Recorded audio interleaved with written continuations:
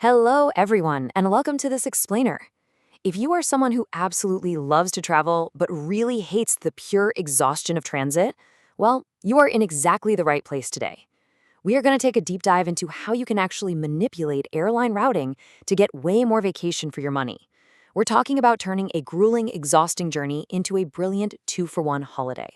We have all been there, right? We've all dreaded those long hours stuck in a sterile airport terminal, trying to sleep on those awkwardly shaped chairs, and paying way too much for a mediocre cup of coffee. But what if that delay was actually a carefully designed free mini vacation? Think about it. What if those hours in transit were intentionally stretched out to let you explore a brand new country, and it was entirely on the airline's dime? Instead of spending $50 on bad airport food, imagine spending it on an amazing local dinner in a new city. So, to unpack all of this, here is our agenda for today. 1. The layover turned vacation. 2. Top Middle Eastern programs. 3. European and Asian pioneers.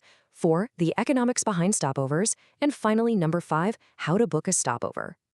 All right, kicking things off with Section 1. The layover turned vacation. What exactly is a stopover? To really get this, the absolute crucial point is understanding the difference between the two terms. A standard layover basically traps you at the gate.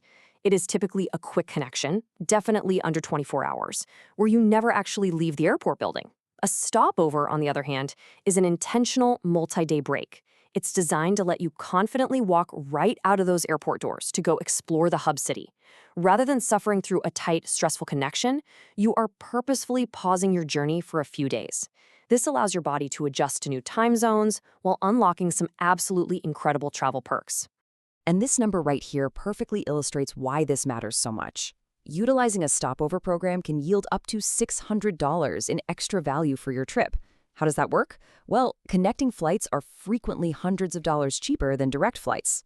So, when you combine those upfront airfare savings with the complimentary luxury hotel nights, free meals, and transit visas that many airlines just throw in for free, you are effectively being paid in travel value simply to stop and look around. So, let's look at exactly who is offering this. Moving right along to Section 2, Top Middle Eastern programs and the truly luxurious layover perks they provide. Take a look at this breakdown. You'll see that state-owned Middle Eastern carriers are pretty much leading the global pack here. They offer these massive, comprehensive packages that include 4- and 5-star hotels, ground transfers, and even transit visas just for flying through their hubs. That means they eliminate all the usual bureaucratic headaches of entering a new country. For instance, if you fly Etihad through Abu Dhabi, you can get up to 2 free nights at properties like the Shangri-La. If you fly Emirates through Dubai, they will often cover your hotel, all your meals, and your visa if you have an eligible connection between 8 and 26 hours. It is an absolutely incredible level of hospitality. Let's zoom in on Turkish Airlines for a second. They offer one of the most generous free stopovers anywhere in the world. For connections over 20 hours in Istanbul, economy passengers get a free night in a 4-star hotel, and business class passengers can snag up to 3 complimentary nights in a 5-star property. This completely turns what would be a grueling long-haul trip into an amazing dual vacation, allowing you to explore the rich history of Istanbul before you even head to your final destination. Now, Qatar Airways does things using a slightly different model.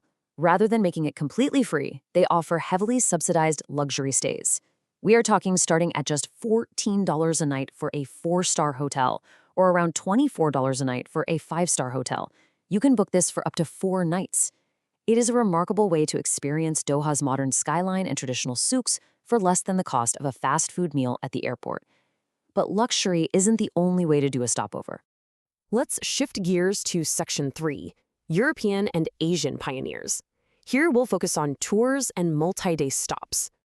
As you can see, the strategy really shifts depending on the region you're flying through. European carriers like TAP Air Portugal focus heavily on allowing extended days. You can spend up to 10 days in Lisbon or Porto with absolutely no extra airfare penalty. Plus, you get deep discounts on local hotels and tours. Meanwhile, Asian carriers like Singapore Airlines or China Eastern often bundle highly efficient 24-hour transit hotels right near the airport. These properties are completely optimized for quick check-ins, allowing you to drop your bags, jump on an included guided city tour, and just make the absolute most of shorter transit windows. Icelandair is actually the airline that pioneered this whole modern stopover concept.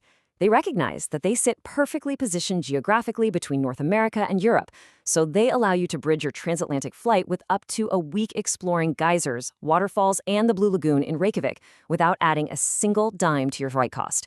You only pay for your ground expenses, which makes an otherwise notoriously expensive destination highly accessible. On the flip side, we have a massive network of Chinese carriers like Air China, China Eastern, and China Southern. They ensure that if your layover exceeds just 6 to 8 hours overnight, you are essentially guaranteed a free bed and breakfast. They provide the hotel, the airport shuttle, and breakfast to ensure you are well rested. It completely eliminates the dread of a long overnight layover in a massive international hub. But looking at all these free perks, we really have to ask a critical question. Which brings us to Section 4, the economics behind stopovers. Why on earth are they giving this away for free? It is the logical next question for literally any budget-conscious traveler. What exactly is the catch? Why are these massive corporations and foreign governments eagerly footing the bill for your mini vacation? You might be wondering if it's just a limited-time promotion, but as the data clearly shows, these are permanent, deeply integrated structural programs. So airlines use the stopover as what is known in the business world as a loss leader. The airline industry is fiercely competitive. If you are flying from New York to Bangkok, you have dozens of route choices. These airlines gladly absorb the cost of a hotel room because it directly incentivizes you to book their highly profitable connecting flights over a competitor's direct flight. It is honestly much cheaper for them to just pay for your hotel room than it is to fly an empty seat halfway across the world. It is a calculated acquisition cost to win your loyalty and your ticket fare. This strategy relies heavily on something called hub-and-spoke synergy. You will probably notice that North American carriers don't really offer these free hotels. That is because programs in the Middle East and Asia are very often state-backed. The airlines collaborate directly with their local tourism boards to intentionally filter global travelers straight into their capital cities. It's a beautifully cohesive strategy between the airport, the airline, and the government itself. And this creates a brilliant win-win economic model. While you get a totally free luxury stay, the host city gains your secondary tourism dollars. Sure, you might get the hotel room for free, but you are still buying dinners, you're visiting museums, and taking taxis, right? It takes a passenger who is just passing through and converts them into a tourist who is actively spending in the local economy. That makes this a highly strategic national investment rather than just a simple airline promotion. Okay, let's get into the practical stuff with Section 5, How to Book a Stopover, your step-by-step guide. The process is actually pretty straightforward, but you absolutely must follow these steps carefully to ensure everything works seamlessly. First, ditch the basic round-trip search. You want to use the multi-city tool directly on the airline's site. Don't just search New York to Tokyo. Search New York to Abu Dhabi, and then set up a separate leg from Abu Dhabi to Tokyo maybe 3 days later. Second, always book directly with the airline. Third-party travel sites will very often break the eligibility for these specific perks. And finally, never forget to explicitly claim your hotel perks well before you fly. Most of these programs require you to submit your request at least 72 hours before your departure. Now, if you only remember one thing from this explainer, make it this tip right here. Always verify your specific fare class before you hit purchase.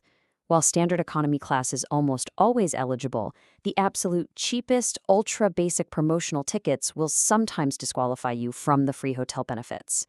Just make sure you take a minute to read the fine print on the airline stopover page to ensure your specific ticket letter actually qualifies.